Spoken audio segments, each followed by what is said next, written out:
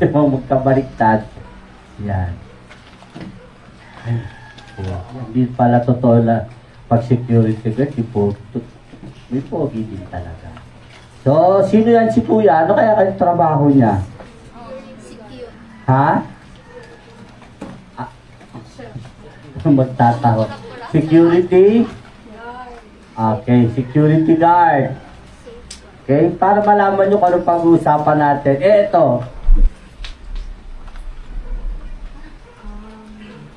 Atay yan, atay. So, yan ay ang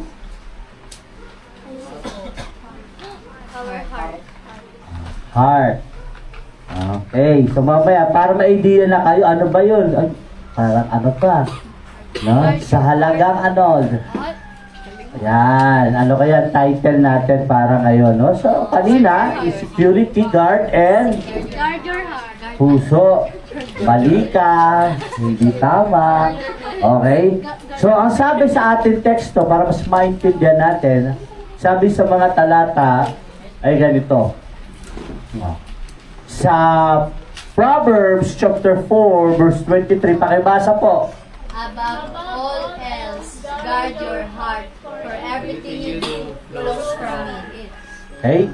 And the second text is, The heart is deceitful above all things and beyond cure.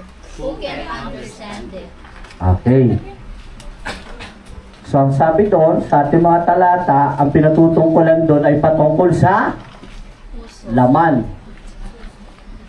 Pinapatungkulan niyan ay tungkol sa puso. Okay, pakikapakapanga ang puso talaga nandito. Baka, dito siya, dito yan. So, sa tingin mo may puso pa ba yung katabi mo? Amen. Diba? Misa kasi pag hindi tayo napagbigyan, parang kang walang puso. Okay. Sa 10 beses na pinagbigyan ka, isa-isa, wala ka ng puso daw. Yan. So, pag-usapan natin, it's all about heart. Okay. Kakamustahin natin ngayon yan. O baka kasi nag-ano na eh, baka may mga butas na lang maliliit. E pag lumaki, mahirap yan. Okay? Ang sabi na nandito, labas-labas, puro heart ah. Your heart is the wellspring of your life. Your thoughts, your choices, all flow from what's stored there. Yung puso natin, yung wellspring, pinakabukal ng ating buhay. Yung ating iniisip, yung ating idea, yung ating mga pinipili sa buhay, ay nakalagay dito. Diba? Kaya kahit binabalibag ka na, diba, ng magulang mo, binubugbog ka na, araw ko dyan. Diba? Pag pinatay nyo siya, patayin nyo na din ako. Diba? Nakastore dito. Tama? But the truth is, most people spend more time protecting their password. Ano yung ibig sabihin yan? Yung mga sikreto ng buhay. Yan, iniingatan nila yan. Yung mga mahalaga. Alam nyo ba? Yung mga secret recipe ng mga sikat na fast food chain sa buong mundo. Meron yan file, may document siya, nakalagay yan sa, yung iba meron sa Switzerland, diba? Meron iba nakalagay sa bangko siya, pero meron din siyang tinatawag na deposit box na pwede mong ilagay yung mga files doon. Okay?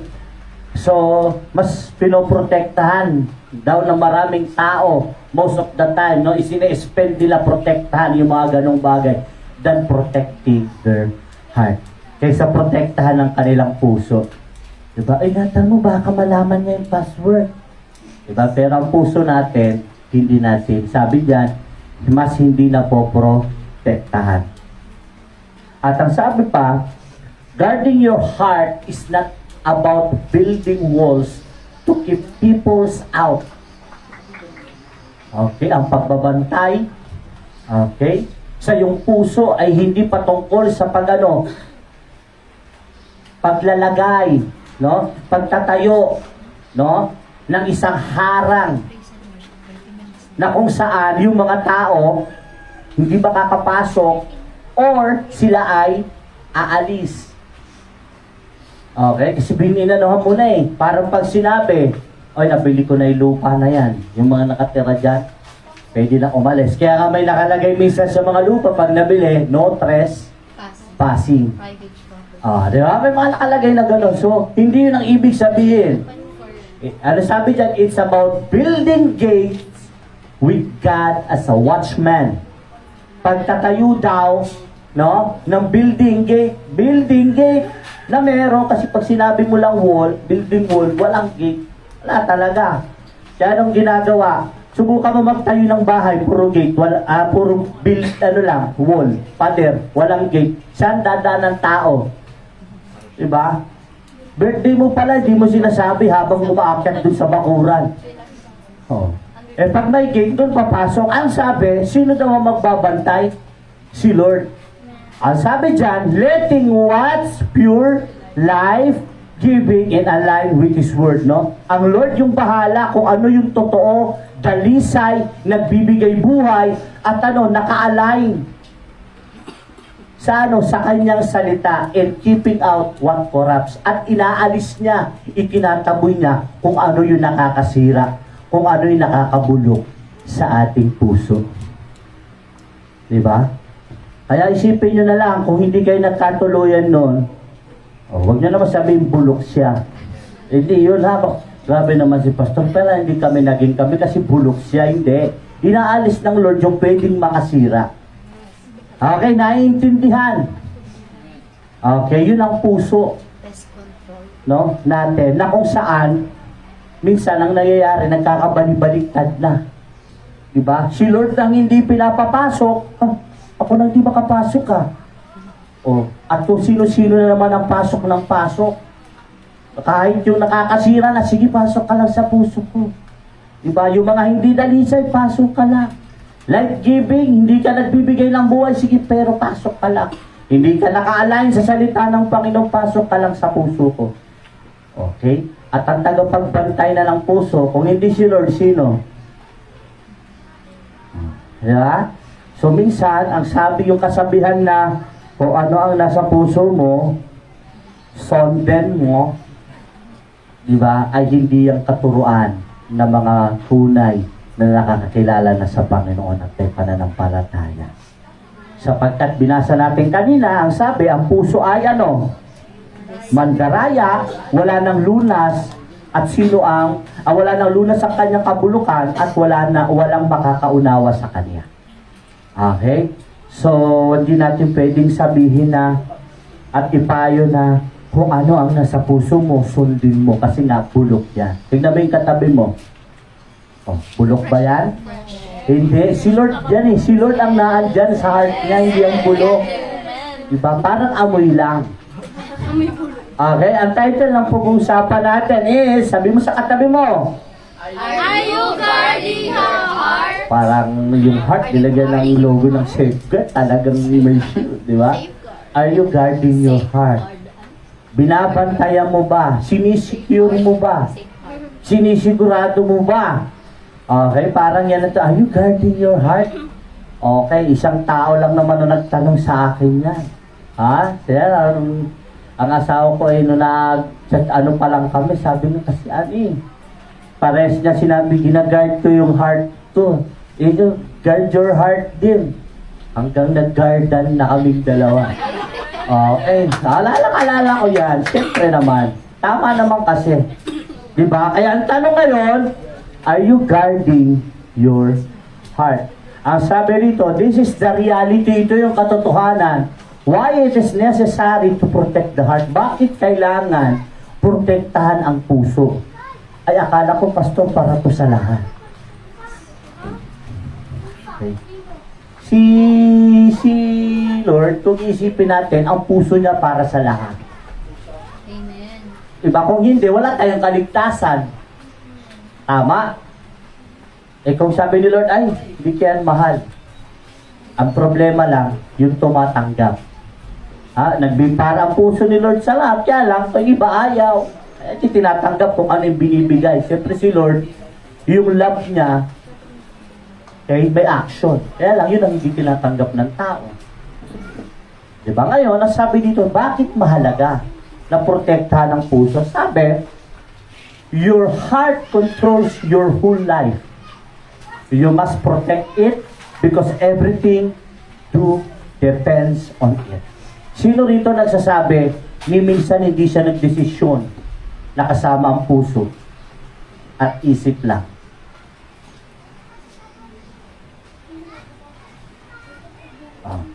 Laging kasama kasi kung puro isip lang, diba, nilalagyan pa rin natin ng inis ka na sa kapatid mo. Gusto mo nang ibigyan ng 1-to combination kasi kinukuha yung gamit mo o anong ginagawa sa'yo. Gusto mo lang saktan. Pero, kahit naiisip mo, gumagana pa rin ang puso. Diba? Sabi nyo, yung mga masasamang tao, si Hitler, masama o hindi? Diba? Pinatay niya ang mga Hudyo. Pero sa letter, para sa kanyang asawa, grabe. Diba? Yung letter ni Hitler para sa kanyang asawa, para siyang grabe yung kanyang sinulat doon para sa kanyang asawa. So, ibig sabihin, gumagamit din siya ng puso. Hindi nga lang tama. Pero sabi dito, your heart controls your whole life. Hindi ka pwedeng isip, kahit pa yung pinakamasabay, may puso pa rin yan. Kaya sabi dito, you must protect it because everything you do depends on it. Kaya depende kung nasa puso mo ay mabuti o masama. Pero sabi, kontrolado ng heart natin yung buong buhay natin. Sino rito puro isip lang, puro mind lang ang ginamit. Kahit pa scammer, may puso yan. Di pa ninyo, kaya ko lang naman nagawa yun, pati sa pamilya ko eh. Ba't ka nagnakaw? Para sa pamilya, may puso para sa kanyang pamilya. Pero ang sabi dyan, you must protect it. Bakit? Lahat kasi ng gagawin mo, nakadepende dito. Kapag ito lang ang ginamit mo at hindi mo binalansi sa pamamagitan nito, doon na nagkakaproblema. Ano sabi? Hindi mo kailangan magnakaw. Diba? Pero ibig sabi doon, minsan sa mga comment, bilang ama, bilang isang ina, kaya na nagawa kasi ayaw niya magutom yung kanyang mga anak. Naiintindihan, pero kung prinotektahan mo yan, may bantay, si Lord, maisip mo man yon. Diba? Ang puso mo protektado, hindi mo gagawin kasi ang magiging pananaw mo, ay, hindi ko ipapakain sa pamilya ko yung galing sa nakaw. Kasi nga, guardyado yung puso. Nakakontrola. Sabi man, di ba, control, pero alam mo kung ano yung nandito. Kaya hindi mo gagawin yung mga bagay, no, na alam mo magagalit ang Panginoon. Di ba? Kung yung whole life mo, di ba, kinokontrol ng puso. Kaya minsan, ako naiisip ko na lang din eh. Kaya siguro may mga taong mapanakit. Diba? Manluloko. Diba? Kasi baka yung buong buhay talaga nila ang nagkokontrol yung puso. Totoo naman, yung puso na wala pang Panginoon. Minsan nga, may Panginoon na. Diba? Sabi doon, nagagawa pa. Pero hindi totoo yun kasi kung may Panginoon ka na, hindi magagawa ng puso mo na manakit ng isang puso pa. Naintindihan? Misa sabi, di bali na akong masaktan. Huwag lang siya. Ay, mga, tignan mo yung katabi mo. Sino mga kotasyon? Yan ang mga quotation. Di bali na akong masaktan.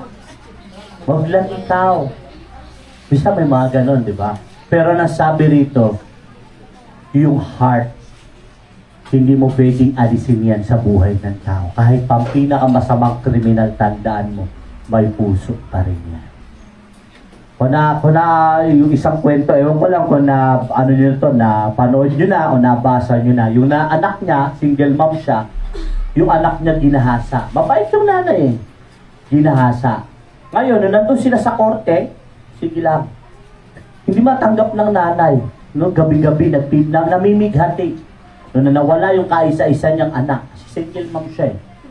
Diba? Pagdating dun sa korte, diba? Harap-harapan.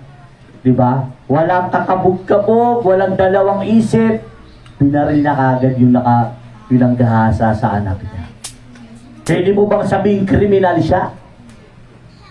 Dahil sa nagawa niya, pwede. Krimen yun eh. Pinatay mo yung tao eh. May due process tayo, may batas eh. Pero syempre, may puso yan para dun sa anak niyang ginahasa.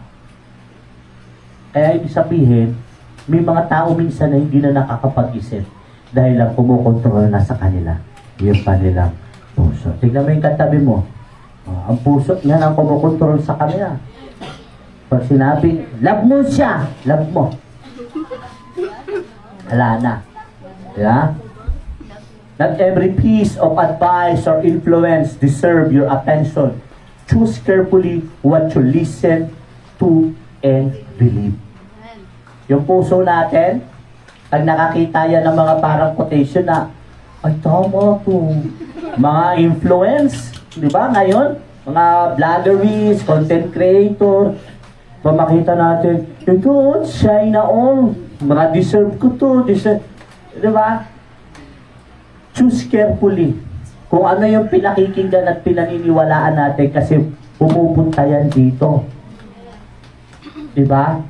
Alam nyo ba, sino ba yung makasama ko sa nag-e-bike kami?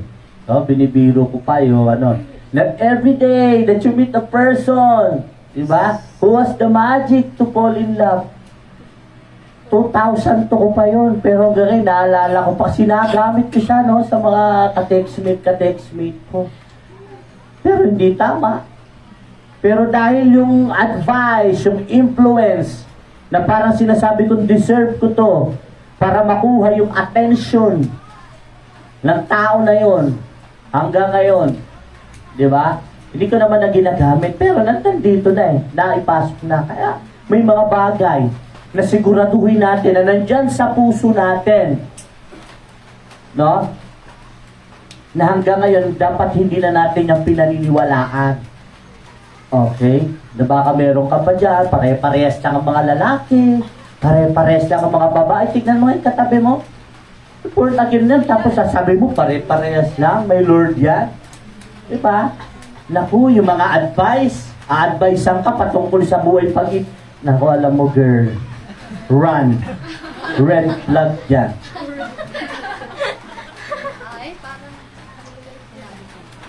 Yung nagsasabi sa'yo, yung nag-a-advise, napakadaming boyfriend. Yung gusto mong influencer, nananakit ng tao. Kapalit-palit ng karelasyon. Diba? Masakit magsalita. Choose carefully. Piliin natin mabuti kung ano yung pinakikinggan natin at pinaniniwalaan natin. Kasi nandito ang puso. Ano? Nag-i-impact yan. Naalala ko nga yung sinabi ni Madam Auring. Nasabi ko nga yung sabi ni ganito. Naalala ko. Bakit yun? Diba? Bakit hindi yung Bible? Kasi yun, hindi nagkakamali yun. Kung yun ang gusto mo makakuha ng advice, gusto mo ma-influensyahan ng mga magagandang karakter, nasa Bible. Maging maingat tayo. Ha? Kaya yung mga, sino yung pinapakinggan mo? Si DJ Momo. Ano sinasabi dyan? Ang sabi na, pag mahal mo, huwag mo silang intindihin yung mga nasa paligid mo. Hindi mo sila kailangan pakinggan kasi wala silang ambag sa buhay mo.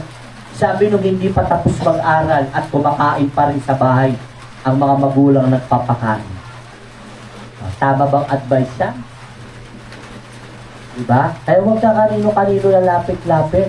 Nagpapa-advise ka tungkol sa spiritual life, yung nilapitan mo, hindi nga kumikilala kay Lord. Anong sa tingin mo? Magti-church pa kaya ako? Ano sa tingin mo yung advice nun eh? Hindi naman yung nagti-church, wala namang faith yung kay Lord. Tapos ikaw naman, nilalagay mo sa puso, tama siya, pares kayo may tama. Diba? So maging maingat tayo. Boundaries are not walls. Boundaries are not walls. They are gates with locks. You decide what comes into your heart and what leaves it. So hindi pala Pag naglalagay ka ng yung sinasabing walls, boundaries siya. No? They are not boundaries. They are not walls. Pag may boundaries, lock siya. Para sa saan doon? Doon sa pintuan. Pinipili mo kung ano yung pinapapasok mo at iniiwan mo doon sa iyong puso. Ano ba salita ni Lord? Pinapasok mo, iwan mo dyan. Diba? Tama? Yun eh. Hindi yung papasukin ko to sa buhay ko. Nilak mo na. Binag-stay mo. Kaya yung mga ilang taon na talaga siya kaya, baka walang kasi. Wala, nilak mo dun eh. Gusto mo pa siya mag-stay.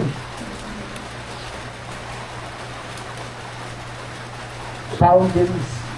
Yung mga tao nakapanakit sa'yo, wala kang galit sa kanila. Wala kang puot. Wala kang hinalakit.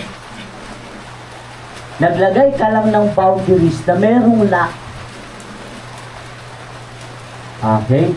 Na kung saan, pinipili mo na ngayon kung sino yung papasok sa iyong puso.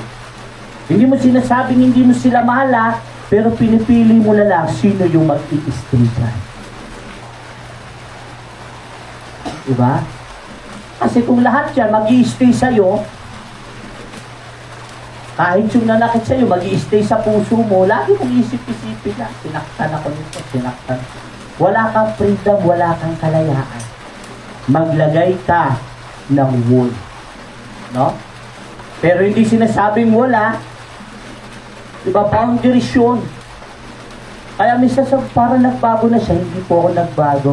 Naglagay lang po ako ng boundary. Diba, hindi masama na merong lock ang key. Kaya yung mga dapat magstay sa heart mo, magstay. Yung mga dapat wala na dyan, paalisin mo na. Kasi hindi yan dyan pwede magsama-sama, magsasabong yan sa puso mo. Diba, piluin mo yung ex mo, tsaka yung current mo, pinagsama mo sa heart mo. Kaya minsan, gulo yan eh. Diba? Kaya nagigip ako gabi-gabi. Kwento mo yan, pag may asawa ka na, ewan ko na lang kung makatulog ka sa bahay ninyo. Alam mo, napapanaginipan ko siya para kaming holding hands. Hindi na pwede yung ganon. Kailangan marunong kang gumamit ng boundary sa buhay mo. Kailangan yan. Kasi kung lahat, hahayaan mo, darating ang isang araw, babagsak ka na lang. Kasi bakit? Hindi na kinaya ng iyong damdamin. Yung mga dapat manatili, panatilihin mo dyan sa puso mo. Huwag mo silang sasaktan, huwag mo silang aabusuhin. Kung maikaibigan ka, walang naiaambag, pero nandiyan palagi sa'yo, magstay yan sa puso mo. Hindi yung, ini-stay ko lang dito pas, tas nilalak ko yung mga nanlilibre lang sa akin. Yung mga hindi nanlilibre, di kaya pinapapasok sa puso ko. Mas gugustuhin ko na lang hindi nanlilibre, pero totoong kaibigan. Diba? Masarap kaya mag-stay yung mga ganong kaibigan kasama sa buhay. Alam mo nang hindi siya nanlilibre. Diba? Pero alam mo, sa lowest point ng buhay mo nandun siya. Sapat na. Diba? Kaya yung mga kaibigan ninyo na parang feeling ninyo, isa sinasabi, wala naman yung ambag, wala naman na pakilabang dyan. Pero pambira, pag may problema ka sa love life, nagugugulong ka. Yan ang umaano sa'yo, pag humahap, alam niya nga kung ano itsura ng baka dahil sa'yo. Diba? Pero nag-stay. Diba? Agad ayaw mo yung kasama, wala namang bagyan, pag may kainan, pag may ganito. Pero pag may problema ka, siya yung pinakamadali mong lapitan. Para i-comfort ka, yung support system na tinatawag, nandun siya. Siya rin mismo yun. Diba? Kaya piliin nyo yung mga nag-i-stay sa puso ninyo. Hindi yung mapipera lang, hindi lang purong sagana sa material. May mga ganong kaibigan, minsan sasabihin sa'yo, ay nako girl, ay nako boy, hindi ako yan. Pero dito lang kung pagkakain tayo, kung bahala, pero wala akong may papahin sa'yo. Pag-istayin nyo din. Diba? Ang hirap kaya umiiyak ka gutom. Masarap yung medyo umiiyak ka pa kopi-kopi. pa-sweet-sweet. Pero ang tinuturo dito, kung ano yung sino, kung ano at sino yung dapat magstay dito. Okay? At alamin na natin dapat kung kailan tayo magsiset ng boundary. Okay? If you let bad things pollute your heart, the negativity will affect everything connected to you. If you let bad things, pag hinayaan mo yung masasamang bagay, no, na ma-pollute yung puso mo. Pollute, alam niyo yung pollute? No? Yung pollute, kala natin yung ano lang, yung, pollution.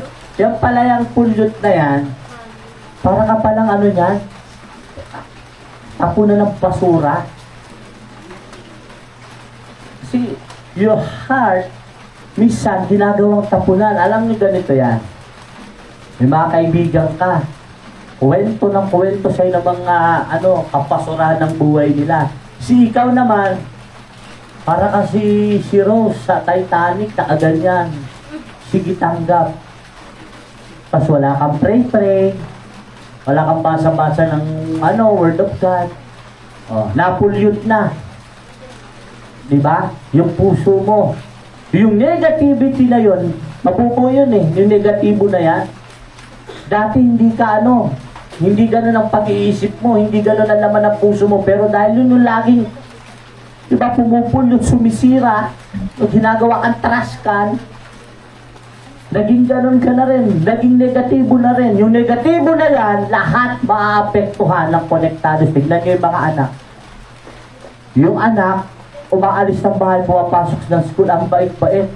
Pag umuwi, nag-iiba ang ugali. Bakit? Iba-iba na nakakasama Diba? Napupulyot. Diba? Yung utak, kung sinong mga nakakasama, yung mga bad things na hindi dapat, pumapasok na. At hindi kaya misa, pag tinanong ng magulang, saan ka galing, anong oras? Bakit? Mami naman ka. Bakit pa kailan? Diba? Dati nagtatubay na. Kaya yung pala, iba-iba na kasama. Diba? Dati hindi naman ganon. Di na tayo lalayo. Pastor ninyo, di naman pinalaking umiinom. Kaya natuto. Hindi lang nahuli, kaya buhay. Pero kung nahuli, baka baldado ako ngayon. Pero naapektuhan yun. Tama. Pero yun, dumarating ako ng 4th year, 3rd year yata, 4th year. Dumarating ako ng preaching, kasama ko yung yayaya ko. Imbis na ako makayaya sa kanya, ako parang nayayaya. Dumarating kami, kaligit na ng preaching. Nagalit si mama, naalala ko yun. Siyempre, tumitigas yung ulo ko dahil wala na salita ng Lord Naapektuhan. Tapos, malakas na ako sumagot kay mama. Mas lalong kung nananagot na ako ng konti, ngayon medyo malakas na. Matindi na. Kasi hinahayaan ko Kaya pag ang puso natin, hinahayaan natin na kung sino-sino ang natin dyan, yung mga masasamang gawa nila, yung mga masasamang nila, hinahayaan natin ipulyot to. Puro negatibo yan. Dati hindi ka ganun. Kaya sabihin mo sa akin kung sino ang mga kaibigan mo at sasabihin ko kung sino ka. Diba? Yung mga kaibigan mo yun, alamang sabihin ko, hindi ikaw yun, yung mga kasama mo. Magiging ganun, kabing ang ganun, kung may kaibigan kang, diba, 5 na tamad, ang pang-anim doon na magiging tamad ikaw. Diba? Pero sa negosyo, yung 5, mga negosyante, lagi mong kasama, pang-anim, magiging negosyante ka. Sabi kong yung 5, mayaman, lagi mong kasama yung 5 mayaman, magiging mayaman ka. Yung 5, diba, ng mga babaero, lalakero, so bakit ikaw pang-anim na babaero, lalakero to? Ganon yun. Hindi naman pwedeng sabihin na hindi ka maging, kasi yun papasok at papasok, ipupulyot nila yung puso mo. Okay, naiintindihan. Darating ang time, lahat ng yan, magiging isang negatibo yan sa buhay mo. At maaapektuhan niya lahat ng nakapaligid sa'yo. Mapapansin mo yan, itong anak ko, ang bait-bait nito, bakit naging ganito? Nak, di ka naman ganyan dati, di ka umiinom, bakit naging ganyan ka? May nagpulyot sa puso. Hinayaan makapasok, napulyot. Naiintindihan? Yung mga kabataan, piliin nyo yung mga kaibigan nyo, ha? Hindi porket pogi, maganda. Friends ko to. Pogi, maganda. Kasi, diba ganun pag high school? Ayaw sasama sa mga parang kala mo, outcast. Diba? Nung third year ako, ang mga naging kaibigan ko, yung kasi may grupo-grupo yan eh. May ka-close ako doon, bandang likuran. Kaya lang, yung mga grupo nila talagang malalakas ng bully. Dito lang tayo sa medyo ng bubuli. Kaya lang mga, sabihin na natin parang weird man, pero okay.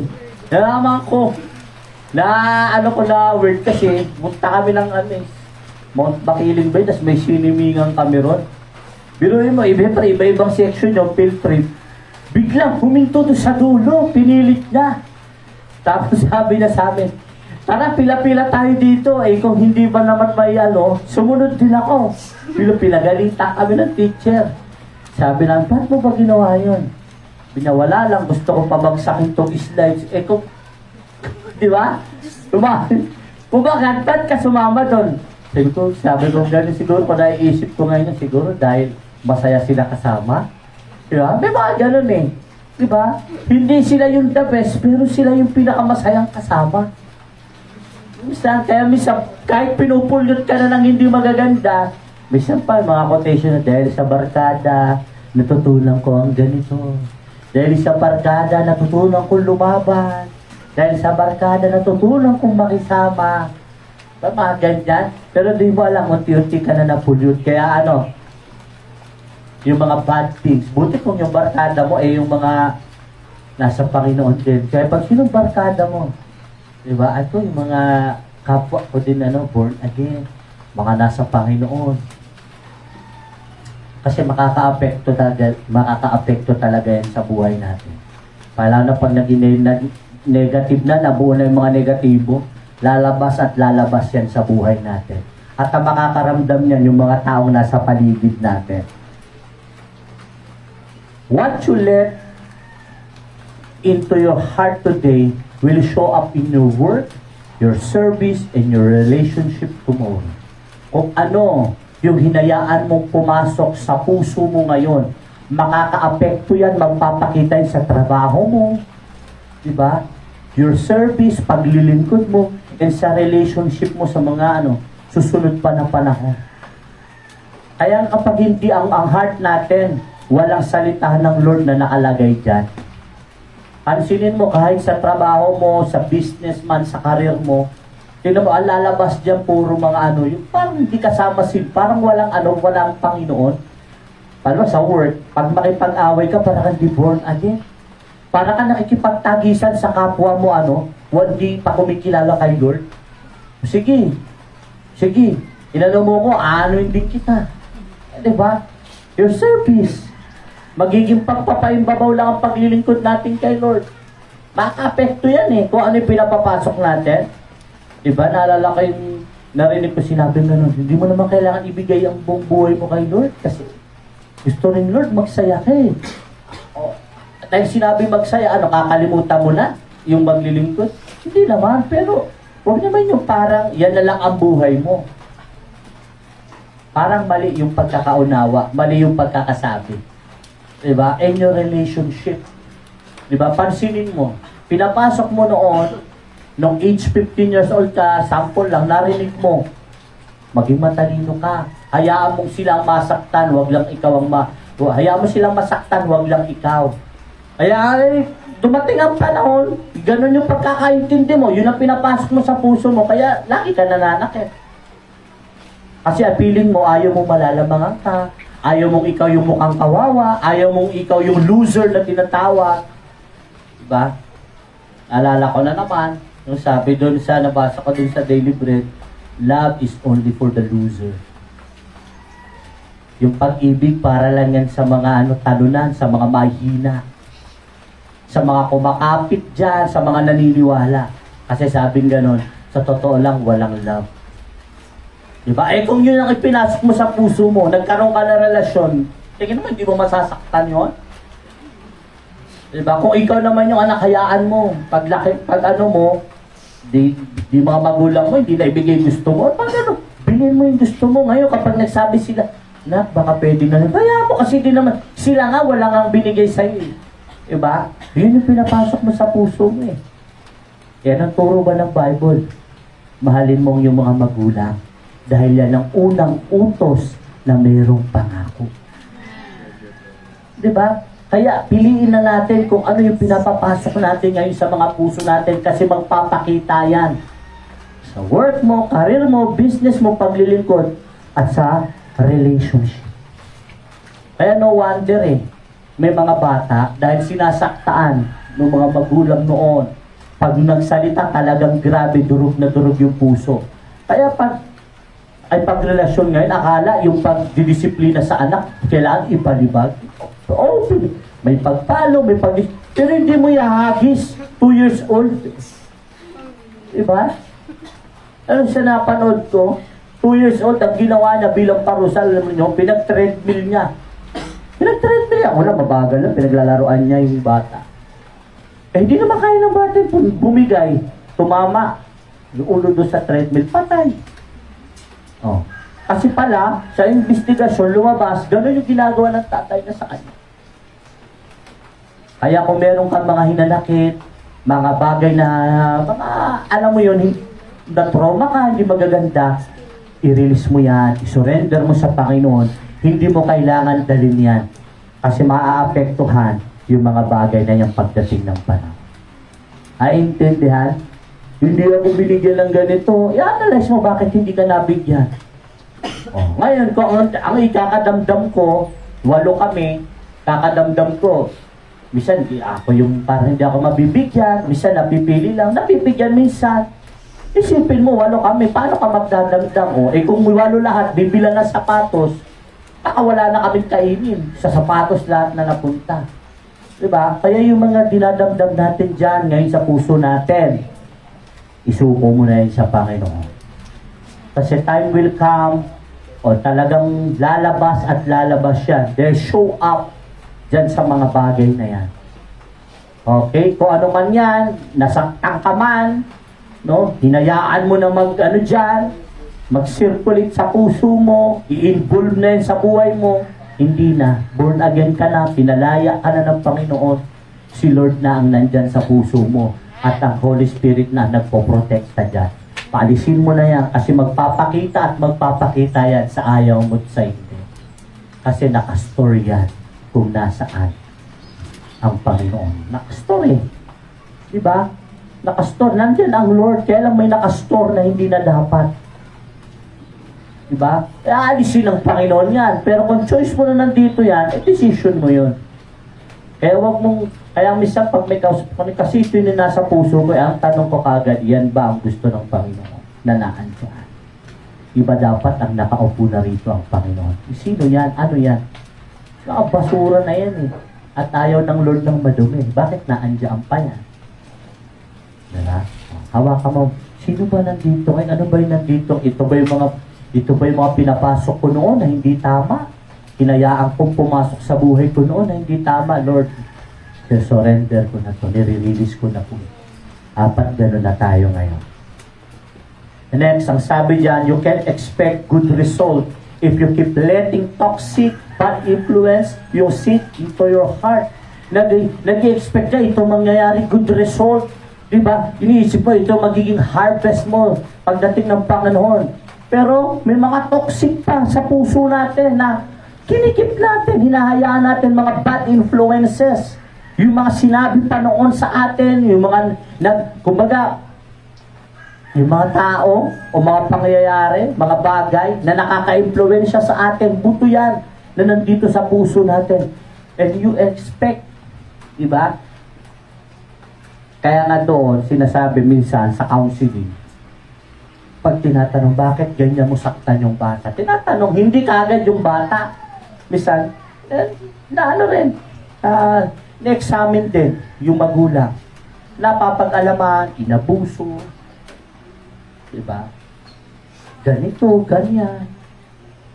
Tapos nag-expect ka, good result, kaya lang ginagawa mo, good result yung anak mo, ang gusto mo maging ganito siya. Ang problema, ang naitatanim ng magulang, is yung naitanim sa kanya sa nakarang buhay niya. O, akala niya kasi dahil ngayon, pag ginulpi niya yung anak niya, titino. Ayun ang ginawa sa kanya eh. Hindi yun. Ang nagiging labas, nagiging toxic lang, hindi nakakatulong. Nag-expect ka ng good result, pero ang naitanim mo, yung masamang buto, yung masamang seed. Hindi yun mangyayari. Yung good result, hindi yan magre-resulta na ang tinanim mo, masama. You reap what you sow. Kung ano yung tinanim mo, yun talaga ang aanihin. Tinatanim mo sa puso mo, puro inggit. Tinatanim mo sa puso mo, pride. Tinatanim mo sa puso mo, ikaw yung pinakaganito. Tapos you expect good result, hindi lalabas yan. Bakit? Ang naitanim, masamang buto. Diba? Toxic ang naitanim sa puso. Huwag ka mag-expect ng ganon kasi hindi ganon si Lord magpatubo. Ano sabi sa Bible? You reap what you sow. Aanihin mo kung ano ang itinatanim mo. Diba? Nagtataka ka, bakit laging masama loob ng anak mo sa'yo? Ikaw din, ganong kabataan ka, puro sama ng loob tinanim mo sa magulang mo. Kaya nga, kinakat natin. Diba? Pinagpipray natin. Kinakat natin yung mga tinatawag na generational curses. Kasi hindi na dapat eh. Kasi nag-expect ka na ng good result. Magandang resulta, mag-harvest ka ng maganda. Kaya lang, ang tinatanim mong buto, hindi tama, hindi maganda. Yan yung ano eh. Yung itinanim mo. Yan ang, kung ano itinanim mo, yun ang aninin. Yun ang kukunin.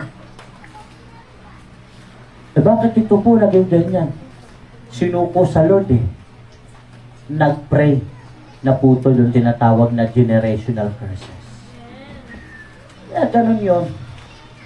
Masama kung ikaw anak, may sama ka ng loob sa magulang mo, bigay mo na sa Panginoon yan. Kasi lalabas yan. Sa susunod na salinlahi mo, makikita mo yan. Bakit kaya itong anak ko masamain ng loob? Tanungin mo yung sarili mo, masamain kasi ang loob ko. Kapag tanim ako. Ganun din. Diba? Guarding your heart means keeping your inner source clean so the goodness that comes out is stay pure. Yung pagbabantay sa iyong puso, no? Ang ibig sabihin na to, keeping your inner source, pinapanatili mo yung yung malinis na pinagmumulan ng kabutihan na yan. Pinag-i-stay. Kaya, di ba magsasabi ka, ito grabe, pinagsasalitaan ko na kung ano-ano, hindi marunong magtanim ng sama ng loob. Kasi pinapanatili na lang kung ano yung mabuti. Pinag-i-stay niya kung ano yung dalisay. Bakit ko pag-i-stayhan yan dito sa puso ko? Ako lang mamumblema dyan. Ako din kawawa.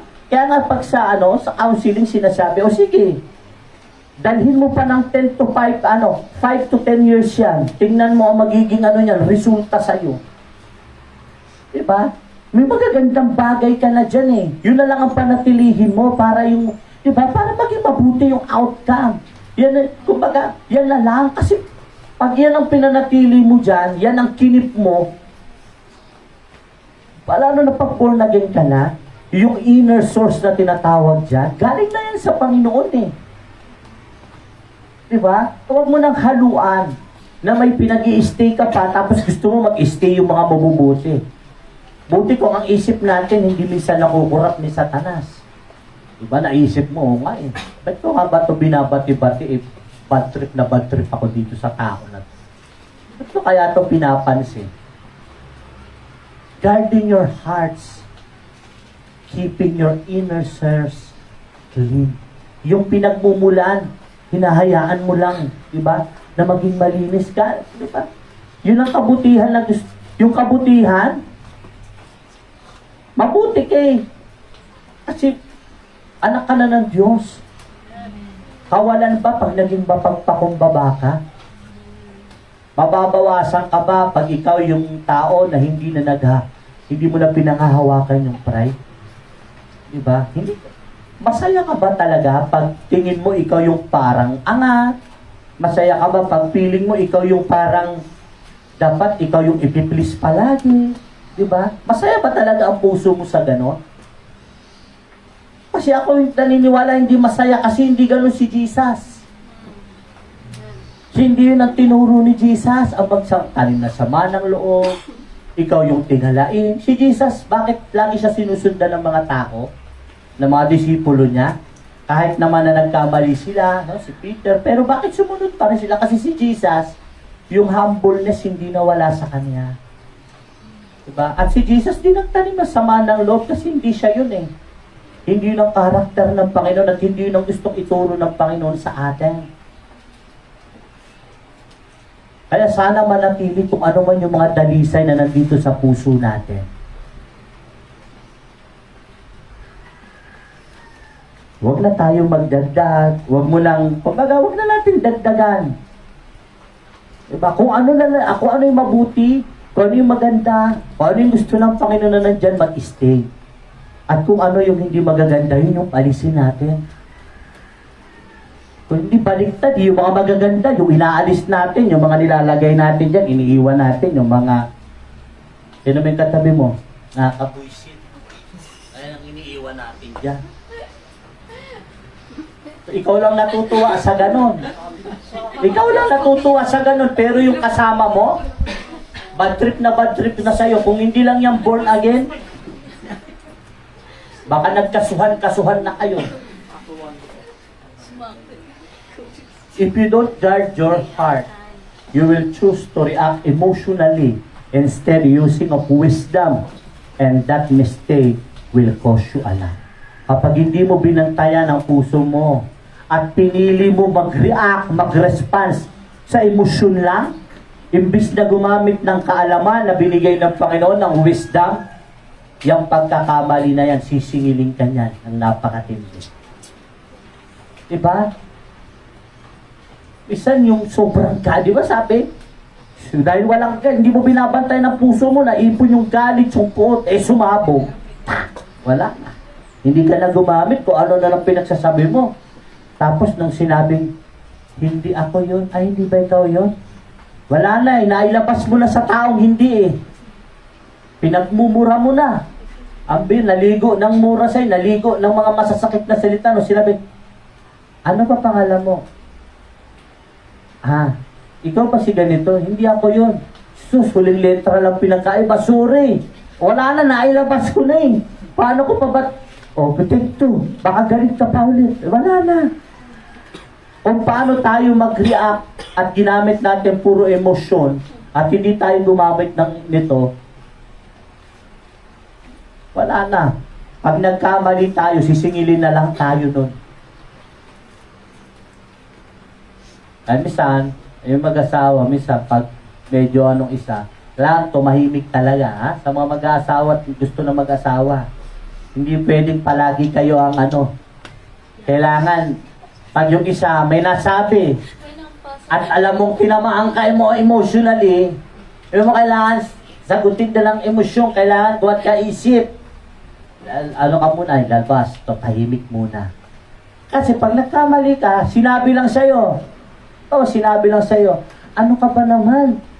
Lagi na lang kung saan nakalagay damit mo. Biglang sumagot ka ng emosyon.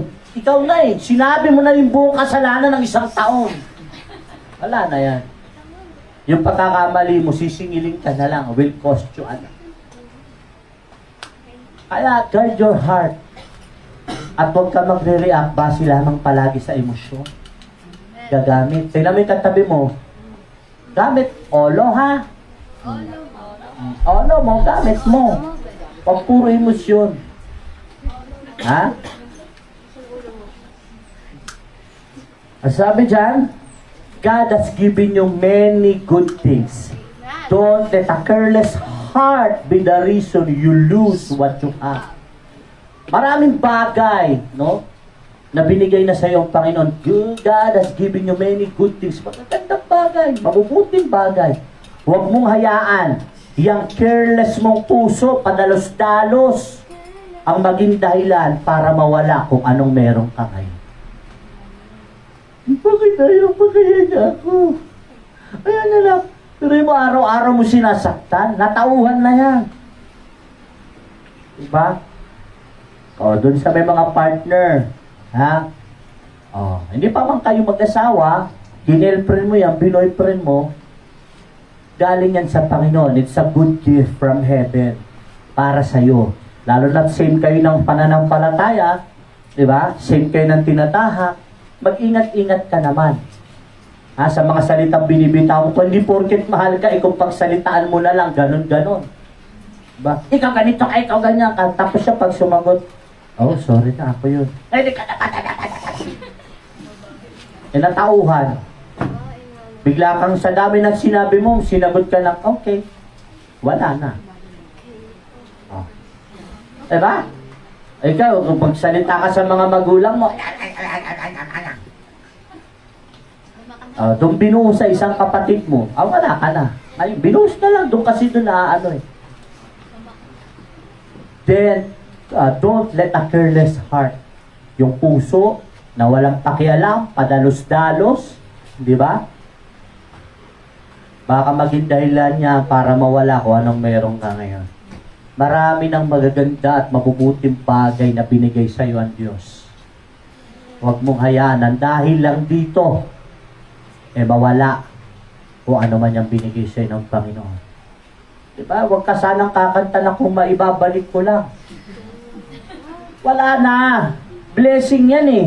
Hindi mo tinuring na blessing, binigay sa iba. Oh. Ayun, wala na sa'yo. Huwag nang iyak-iyak. Hayaan mo na tinuruan ka na ng Lord eh. Diba? Pinag-aaral ka. Nag-aral. Ngayon na wala, nahirapan ang mga nagpapaaral sa'yo. Ngayon gusto ko po mag-aral, magsusumikap na ako. Pwede magsumikap ka mag-isa. Wala na eh. Careless heart ka eh. Diba? Yung heart mo napaka-careless. Nung pinag-aaral ka, sagot-sagutin mo. Kayo na nagpapaaral sa akin ha, pero hindi nyo hawak buhay ka. O sige.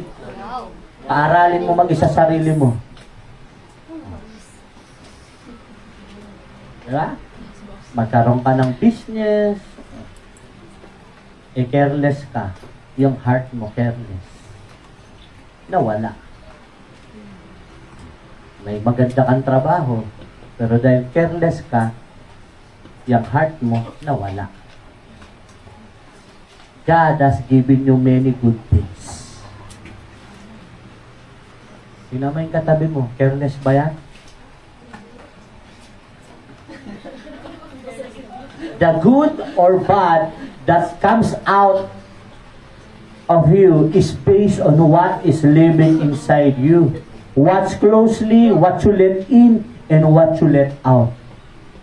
Yung masama at mabuti, nakabase yan kung sino yung nabubuhay sa'yo. Bantayan mong mabuti kung ano yung pinapapasok mo at pinalalabas mo dyan. Kung si Kristo nabubuhay sa atin, imposibleng lumabas sa iyo yung mga sumpang salita. Diba? Sino rito yung kaya pang sabihin yung sa isang tao mamatay ka na? Dahil sa inis niya.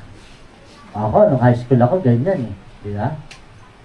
Pero di mo pwedeng sabihin niya na nandun si mama at papa, baka kahit ganong kalaki na ako, baka sa kalisada, nakaano lang ako, brief, alapasin ako. Kasi, diba? Kung sino yung nabubuhay sa'yo, yun ang magdidictate eh. Kung ano yung kapapasukin mo at palalabasin. Kung sa heart mo ang nandyan si Lord, alam ang lumabas sa'yo dyan, mga bagay na hindi patungkol sa Panginoon. Kung talagang si Lord ang naandyan. Ha?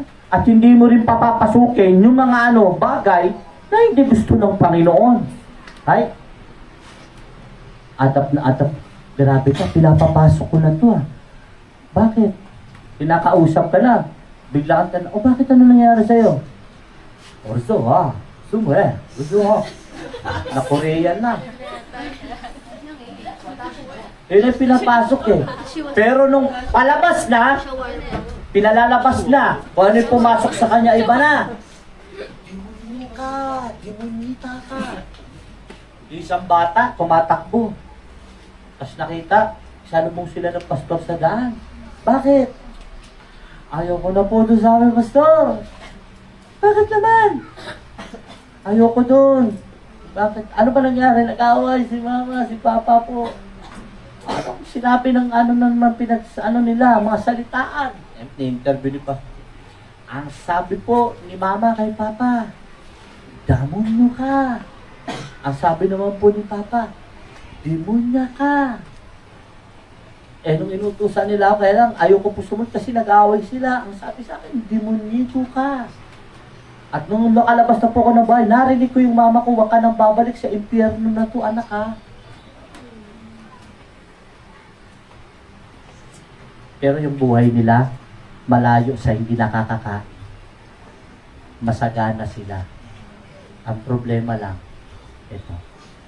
Lalabas at lalabas kung ano yung talaga naandya. Dahil hindi si Kristo ang nananahan, talagang lalabas.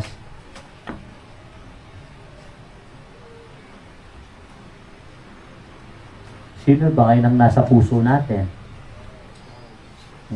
Baka may sumagot dyan. Si ano po? Si ganyan. Ako, nasa puso ko siyempre. Asawa ko, pamilya, di ba? UDFC Grace Bill, yan nasa puso natin. Di ba? Eh, ikaw, sino? Si number 1, si number 2, si number 3. Ang nasa puso ko po, yung mga bagay na nakakapagpaano sa akin. Alam niyo ba, mahirap pag ang inilagay mo rito ang sarili mo. Kaya kanyang tinatawag yung self-destruction na tinatawag. Yan ang mangyayari sa'yo. Sisirain ka. Kaya nga kahit tayo, hindi tayo pwede rito. Ang pwede lang dito si Jesus. Pero mo, pag ang sarili mo nilagay mo rito, lagi mo uunahin sarili mo. Tingnan mo yung katabi mo. Tingin mo, inuuna niya ba sarili niya? Sa tingin mo sa kanya, hindi po pas. Kasi nakita ko sa kanina, kumakain. Gutom na siya eh. Kita ko eh, nanghihina na, pero sabi niya, sa'yo na lang to. Ayun, nag-collapse siya. Hindi na. Hindi eh. Talagang pag sino na yung nabubuhay sa'yo na nandito, lalabas at lalabas yan. Diba? Kaya ang importante, maging mapagmatsyag tayo kung ano yung pinapapasok natin dito at kung ano yung pinalalabas. Yung mga gagandang bagay na nandito, pinaalis natin. Wag yun. Kasi yun ang kailangan natin. Magkaroon tayo ngayon ng heart assessment. Ha? Heart assessment tayo ngayon. I regularly filter what I watch, what I listen to, and consume through the lens of God's Word. Sino rito yung mahilig manood ng drama? Magiging madrama ka. Diba? Mahilig manood ng FPJ. Nanood na kay PJ, nalo ko ng asawa ko eh. Di ba? Bakit? Kasi, yun na hindi naman ako na, kumbaga, aminin na natin na addict tayo ng sakali serye. Idol na natin yung mga tao. Di ba? Pinakikinggan na natin minsan yung mga advice. Hindi pala tama yun. Pag hindi yan, mo sinasala sa salita ng Diyos, mahirap. Dapat ang salita ng Panginoon. Diba? Tama ba to? Parang ginaganyan mo, tama ba to? Ito bang sinabi niya? Ito bang napakinggan ko? Ito bang napanood ko? Naayon ba sa sinabi ng salita ng Lord? Diba? Heart assessment. I'm intentional about the people I allow to speak into my life. Intentional ka ba? No? Na yung mga tao lang na magsasalita sa buhay mo, yun lang mga talagang minsan, ayoko yan si pastor magsalita sa akin. Sakit yan magsalita eh. Ayoko yan si brother, ayoko yung leader ko na yan. Pag magsalita kasi yan, masakit eh. Ang alamin mo, wag yung masakit. Alamin mo kung totoo. Kasi kung totoo yan, palalayain ka naman ng sinabi. Di ba? Eh kung totoo, pero galing sa kasinungalingan, galing sa bibig ng kasinungalingan, wala. Si Jesus nga, pinashut up yun eh. Yung inaalihan ng masamang spirito, sabing gano'n, ikaw ang anak na. Diba? Lumayas ka, Satanas. Kasi kahit totoo yung sinasabi niya, eh dahil kurap, ha? Yung panggagalingan, walang saysay yun, walang sisi. Naintindihan? Sino ngayon yung hinahayaan natin sa buhay natin? Yung mga taong magsalita sa atin. Sino-sino yung mga tao na yun? Diba? Bisan, di natin may mga nagsasalita ng gano'n. Hayaan lang natin. Pero yung ikaw, intentional, sige, anong sasabihin mo si buhay ko? Anong masasabi? May sinabi, huwag ka namang katulad sa paglilingkod. Diba? Pag yung heart natin, pinipili lang natin yung mga tao magsasalita sa atin. Hindi natin masabi minsan kung saan ba sasalitaan nito. Ito ba, sasalitain ito sa akin, ganito. Ang heart ang mag-a-assess niya. Kung may nagsalita sa'yo ng ganito, para-assess mo. Ito ba kailangan kong i-store sa buhay ko? I-allow na yung mga sinabi niya, mailagay dito sa puso ko. Kung hindi, wag na. Sinabi niya, pangit ka. Hanggang pagtulog mo, pangit ka. Baka sa panaginip mo, pangit ka. Kailangan pa ba mag-matter sa puso mo yun? Gayong alam mo naman sa salita ng Panginoon, you are faithfully, wonderfully, like that. Hindi na. Sapagkat alam mo na ang katotohanan. Diba? Ay, may nabuo kasi na sabi gano'n. Diba? Walang pangit. Diba? Lahat tayo ay kawangis ng Diyos. Ginawa tayo. Sabi naman, sorry hindi ako Diyos. Diba? Nauso yung mga ganyang biro. Pero ang totoo, kung nilikalika ng Diyos sa tao, sabi niya, good. Naano lang sa pagkakasala. Kaya yung mga tao, mga pinakikinggan natin, i-ano natin, kasi minsan naapektuhan tayo. Bagamat hindi minsan sinabi sa'yo direkta, inanamnam mo naman. Alam mo naman hindi para sa'yo yun. Alam mo naman hindi ikaw yun. Minsan parang ako yun eh. Yan na. Madrama ka pa naman sa buhay. Tingnan mo yung katabi mo.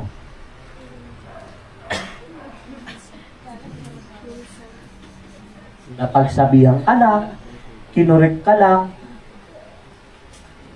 nagmatter sa'yo yung pag-correct, pero yung concern hindi nagmatter sa'yo. Kinurek ako kinuwid ako Ay yung concern, hindi nagmatter sa heart mo yun. Kaya sinabi yung kasi concern sa'yo. Hindi dahil gusto saktan ka lang. Ikaw naman nagpo-correct, kung ang gusto mo lang saktan siya, ikaw ang may problema. Pero kung, di ba? Sabi ni Kuya, ilan lang mag-aaral sa inyo? Kasi lang. Bakit yun mag-aaral mo? Lahat ng nag-leader dyan, pwede mag-aaral, pag-aralin mo para hindi mag-aaral sa church. Sige, mag-aaral na kayo At kayo Tama naman. Kung ang inano ko yung inis niya, na ilan lang yung sinabihan ko, yung concern niya, hindi ko nag-matter sa akin na para yun sa church, para yun doon sa kanila, wala. Tignan mo yung katabi mo kung na yan, kaya nang tumanggap ng concern. Baka ang iniisip niya kasi yung magsasalita ka, correction lang, walang concern I quickly confront and release offenses, bitterness, or resentment. Hindi okay lang. Pero pag mag-isa na pala, pag na lang, diba? Yung mga ganyan, i-release mo yan. Alam mo, sister, may tampo ako. Bakit? Yan. Para wala naiipon dito. Alam mo, brother, may ganito. Yan. Hindi yung, okay lang ako. Wala problema sa akin. Pero sad to say, bilang pastor nyo, diba, minsan na ano rin na, paramdam ng Holy Spirit na hindi talaga yun yung nararamdaman mo. Diba? Alam mo sabihin ko, singaling ka, alam mo sabihin ko sa inyo yan. Kaya ikaw mismo, i-assess mo. Magkaroon ka ng assessment sa puso mo kung talaga bang nakapag-release ka na, diba, ng mga offenses na ano yung mga nasa tingin mo, offenses, yung mga bitterness. Ano po sa Tagalog yung bitterness? Nakalimutan ko na kasi ito eh. Ha? Baka masabi ko ang mga kaampalayahan sa buhay. Yung resentment, ano po yan? Ha? Ha? Sige nga po, ano po pagkakaintindi nyo sa resentment? Oh. Paano, ipapa-assignment ko pa ba yan? Ha? Ni minsan ba, hindi pa ba kayo nagkaroon ng ganito? Di pa yata kayo tao, di pa tayo tao nito eh. Lahat tayo meron yan. Alamin nyo kung ano, ha? At salamat sa Panginoon, yung resentment na yan. Alam ko na palaya naman na tayo dito. Wala nang may ganyan. Sino pa ba meron ganyan? Taas kamay. Hindi talaga alam? Inanakit. Oo. Nagdaramdam. Meron ka pa ba niyan? Ay, wala ako niyang pastor, yung mga hinanakit. Sama ng loob, oo. Dalang tatampo. Kung may ano ka, sabihin mo, mag-usap kayo, alam mo, nagtampo kasi ako sa iyo eh. Meron akong kaibigan, yan. Ano? Kaibigan namin, nila Ses, meron akong tampo sa kanya. No? Ano ko pa yon na malapit sa akin. Kasi nakapagbitaw siya ng salita na hindi naman din niya minimin. Pero ako, dinamdam ko yon. For almost 3 years na siguro, 2 years na lagpas. Hanggang sa nagkaroon kami ng pag-uusap, dalawa lang kami. Yan. Baka mapanood niya to, yan. Sinabi ko sa kanya. Nung sinabi niya, bakit ganyan iniisip mo sa akin? Sabi niya, yung pinagsamahan natin pala, paliwala sa'yo, ganyan pala iniisip mo sa akin. Tsaka hindi ko talaga minimin yun. Tapos sabi niya, baka nakapagsalita lang ako that time kasi medyo pangit din yung mood ko ng umaga. Yung biro ko naman, hindi naman din pangit, kaya lang medyo siguro na timing lang. Na yun ang iniisip niya, maaaring naapektuhan lang din yung mood niya doon sa sinabi ko, kaya nakapagsalita siya. Sa mahigit lagpas 2 taon, ako lang pala nag-iisip na ganun siya sa akin. Kaya nung nagkita kami, kumbaga, diba, ilang days nagkita kami, niyakap siya, nagulat siya, dahil, ba't ako niyakap nito, ano. Kaya nung naintindi, kaya pala nung yan, niyakap mo ko, kasi gusto ko makapag-release, ayaw ko, kaya lang naalala ko talaga eh. Nung ikaw nagsalita sa akin ng ganun, alam kong hindi biro eh. Talagang mabigat ko sa iba, biro, matatang. Pero sa'yo, nung sinilita mo, para akong nanghina. Sabi ko, alam mo ba, sa totoo lang, dinamdam ko yun. Naiyak pa ako nung kay Sis, kasi sobrang dinamdam ko siya. Pero kung sinabi ko kaagad siguro sa kanya, wala sigurong ganun. Walang eksena. Diba? Kaya mga puso natin, lalo na't born again, hindi na tayo para dyan. Hindi na may katabi mo, sabi mo, hindi na tayo para dyan. Pag sumagot, gusto ko dito, bahala ka dyan.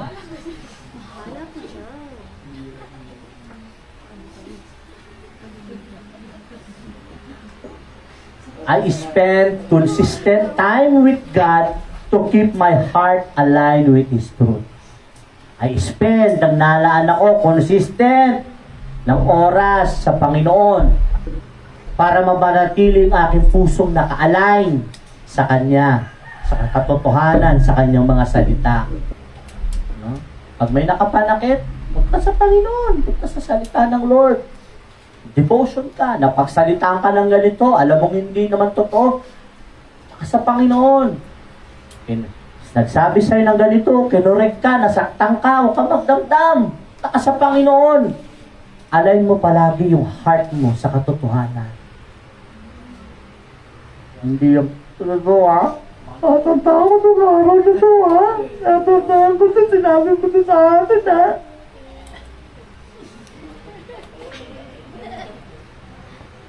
Buti pa yung kambing na unawaan.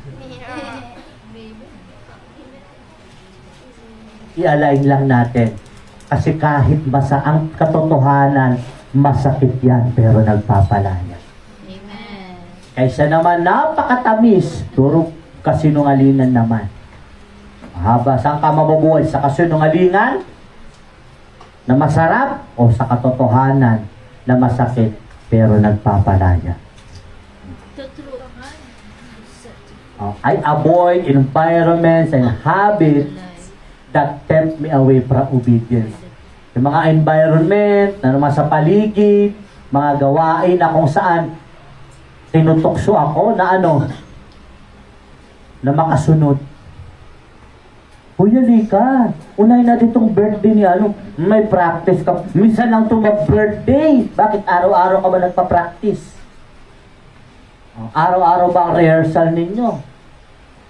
Uy, may gawain kasi kami. Alam mo, puro ka na lang sa gawain, lalagpas ka na sa langit. Mga kaibigan natin, di ba? Baka masanggi mo na si San Pedro, ha? Mga ganyang environment. Nakaka-apekto yun sa puso natin.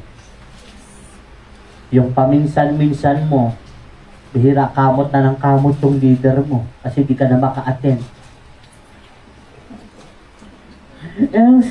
Kasi wala na. I avoid environments and habits.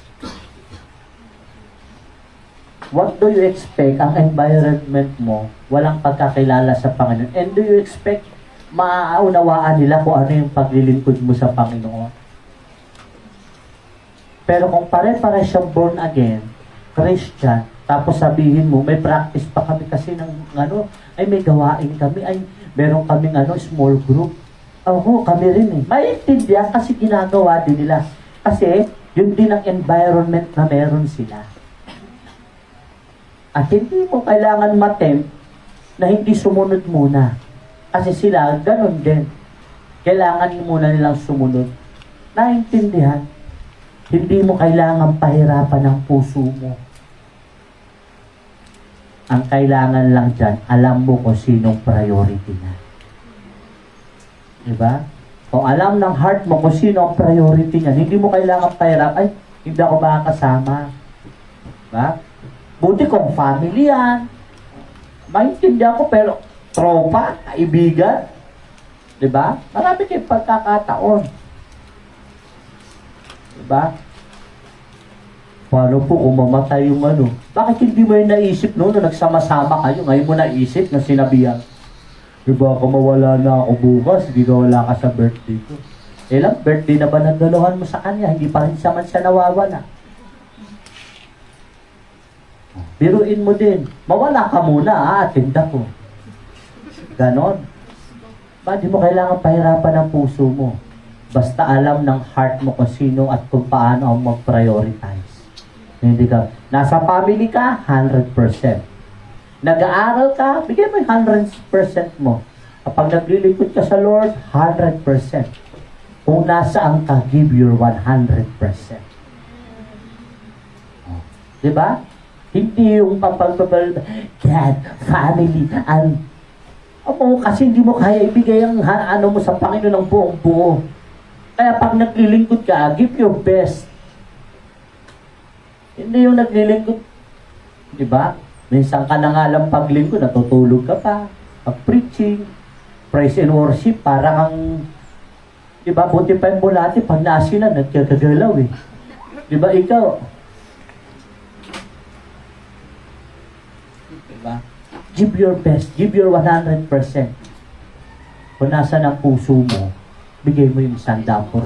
Mahal mo pamilya mo, bigay mo yung 100%. Pag family time. O pag mga kaibigan mo, ibigay mo yung oras mo sa mga kaibigan mo. Hindi yung makain sige, cellphone ka rin. Hindi yan. Oras sa kaibigan. Diba? Nasa trabaho ka, give your 100%. Bigay ng pinakamainam. Kahit yung katrabaho mo, bida-bida, akala mo tagapagmana, hayaan mo siya. Akala mo, anak ng may-ari, hayaan mo siya. Basta kung nasaan ang puso mo, you give your 100%. Naintindihan ba ng katabi mo yung pinag-usapan natin ngayon? Ha? Baka wala ng puso yan. Ang sabi dyan, God never asked you to guard your heart alone. Eh naman ang yun naman hinayaan ni Lord na tayo lang kasi hindi natin kakayanin. Gagard ko to. Gagard ko. Biglang lumingon. Kasi naman sige na nga. At gagard ko yung heart ko. Gagard ko. Ngumiti. Naku, anim yung dimple. Sige na nga, bahala ka na nga. Kaya nauso yung pag lumingon ka, aking ka. Ganun na lang. Ginagard mo yung heart mo pero napunta sa pag lumingon ka, aking ka. Yan na lang. Pag ito, ngumiti sa akin, pabalik, sign na to.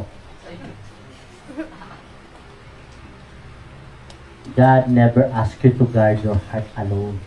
Anong kasama natin? Sino? Holy Spirit is our protector. O protekta ng Holy Spirit, yung masamang nilalagay ng kaaway sa puso ko, tanggalin niyo po. Holy Spirit, ano man yung nilalagay ng kaaway ngayon sa akin, ipupulyot to, bantayan niyo po. Huwag niyo pong hayaan, protektahan niyo po. As you keep him as the gate, diba si Jesus, as you keep him as the gate, life will flow with peace. Si Lord yung bantay, no? Siya yung nandyan sa ating puso. Yung puso natin, iba ang magpo-flow dyan,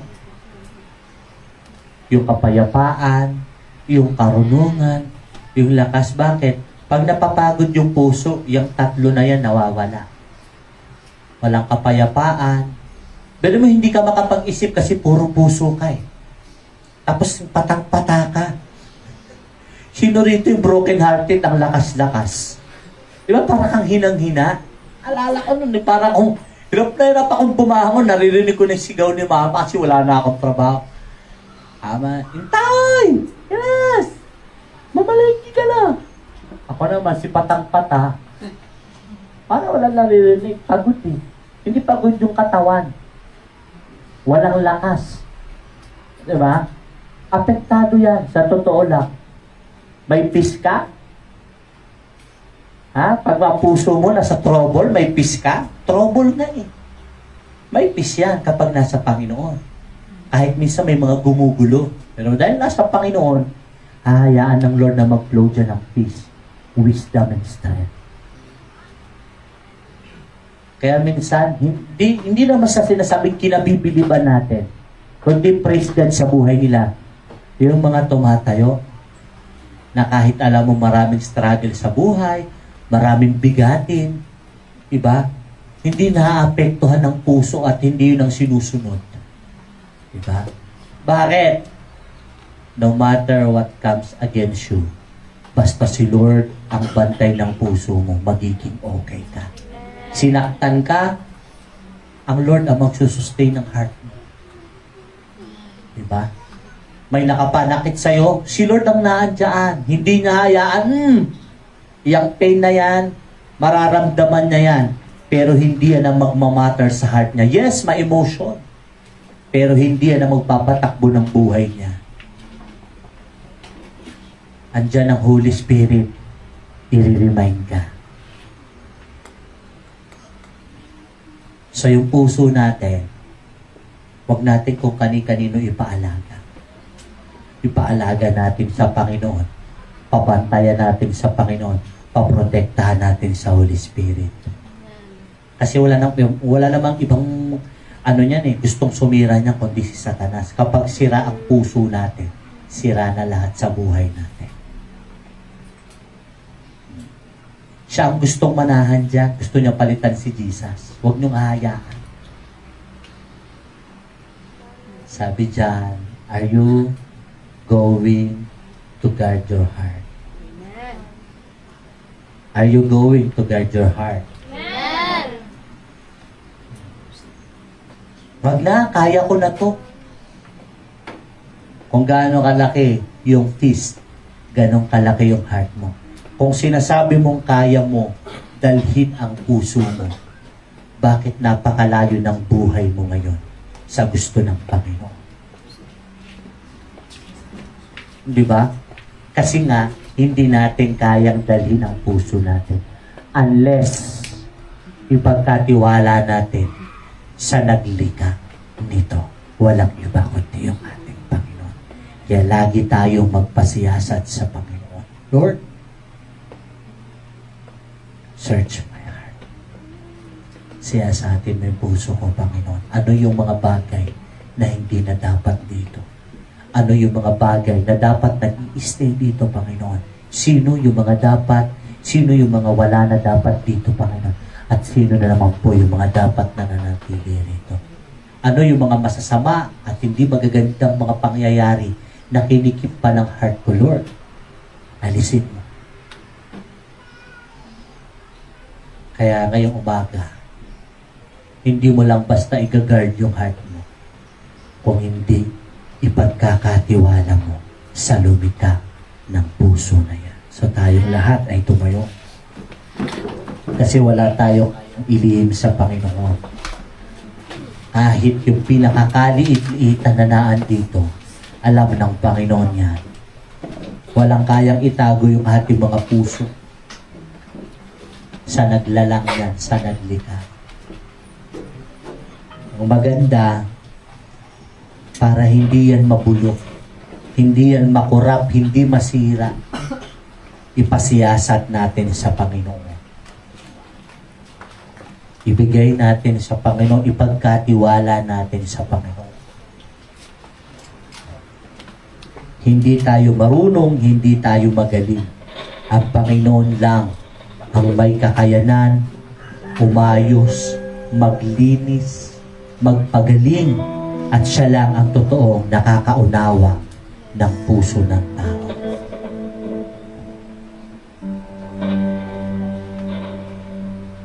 Kaya ngayong umaga, ngayong oras na ito, gusto to ni Satan. Gusto niya siya'y naandyan.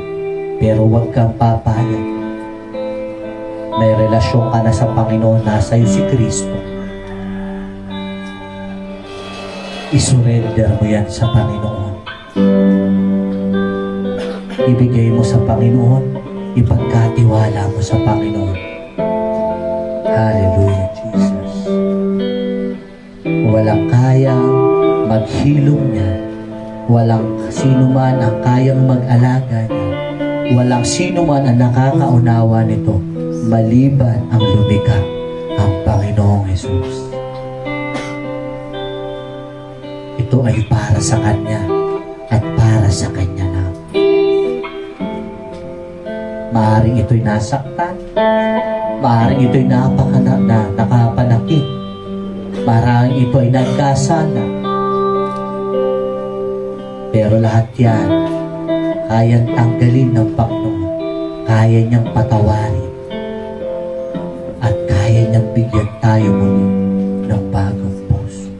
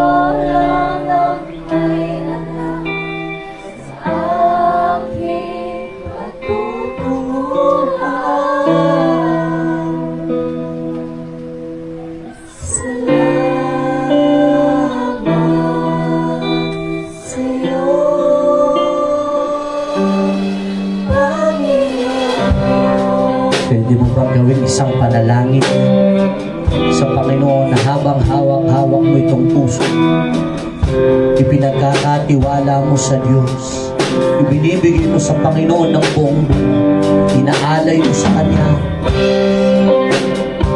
at sinasabi mo, Panginoong Jesus, Ikaw ang may kontrol nito, turuan mo ako, lagi akong samahan ng banal na Espiritu.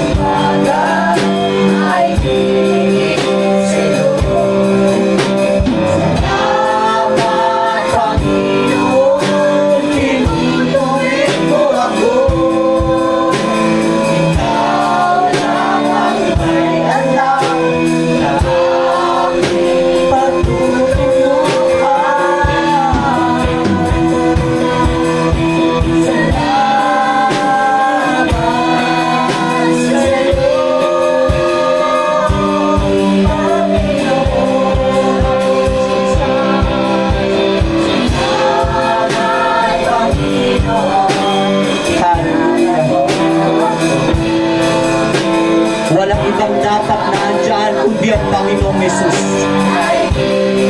Hindi ikaw ang mamumula dyan kundi ang Panginoon.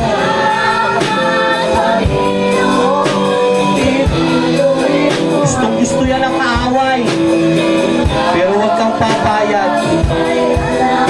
Andyan ang banal na Espiritu.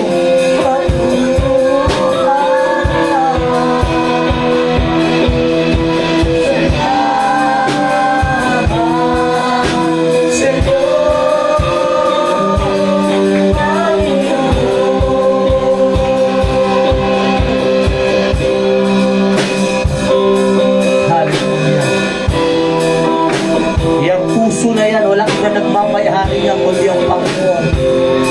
Pinananahanan niya ni Kristo, yung hari, yung tagapagligtas natin. Hallelujah, Jesus. Huwag kang papayag na si Satanas ang naandyan, yung masasamang bagay ang naandyan. Hallelujah. Walang ibang mananahan sa puso mo kundi yung mga bagay na patungkol sa Panginoon at patungkol lamang sa Kanya. Ano man yung mga nangyari sa nakaraan na nandito pa, sa pangalan ni Jesus, atin ang itinatakoy. Sa pangalan ni Jesus, sa pangalan ni Jesus. Hallelujah. Palayain mo yung mga nandito na hindi na dapat. Paalisin mo na yung mga hindi karapat-dapat na manahan dito. Patanggal mo yan sa Panginoon. Paalis mo yan sa Diyos. Gusto mo na kapayapaan. Ang Lord ang magbibigay niyan. Walang kwang yung mga bagay na hindi gusto ng Panginoon na nandito sa ating puso.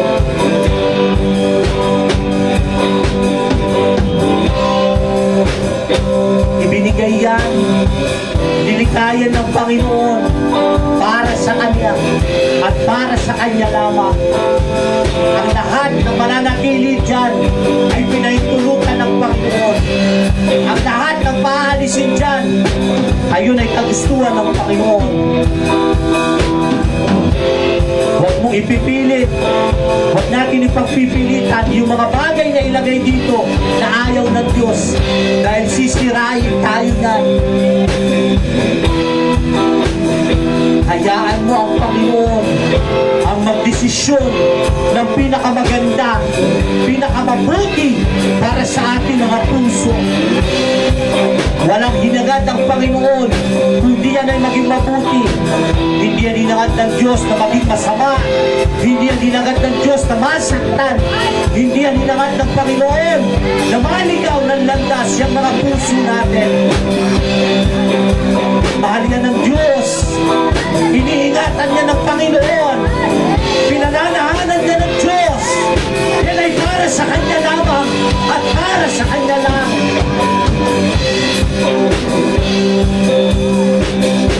At hindi magtatagumpay ang gawa ng away.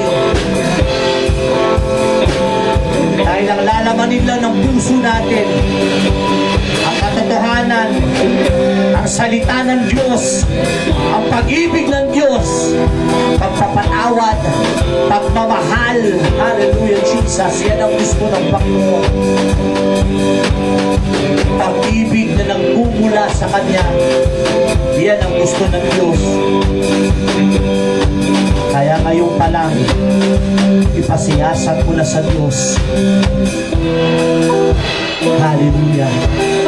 Kasi wala tayong kayang ilihim sa Panginoon. Lahat ng naandyan, kahit ang pinakamaliit na detalye, alam na alam ng Diyos. Alam ng Panginoon kung sino nakapanakit sa'yo. Hindi mo kailangan ilagay dito yan. Ang kailangan isurrender mo yan sa Diyos. Alam ng Panginoon kung anong dinanas niyan, kung anong sakit ang pinagdaanan niyan. Hindi ang palalayain, hindi ka makakalaya dyan kung ikaw lang sa sarili mo. Ang kailangan isurrender mo yan sa Panginoon at hayaan mo ang Diyos ang magbantay. Hayaan mo ang Panginoon ang mangalaga sa pusong nasugatan na yan, sa pusong may sugat. Ang Diyos lang ang nakakapagpagaling. At kapag dumating na ang tamang panahon,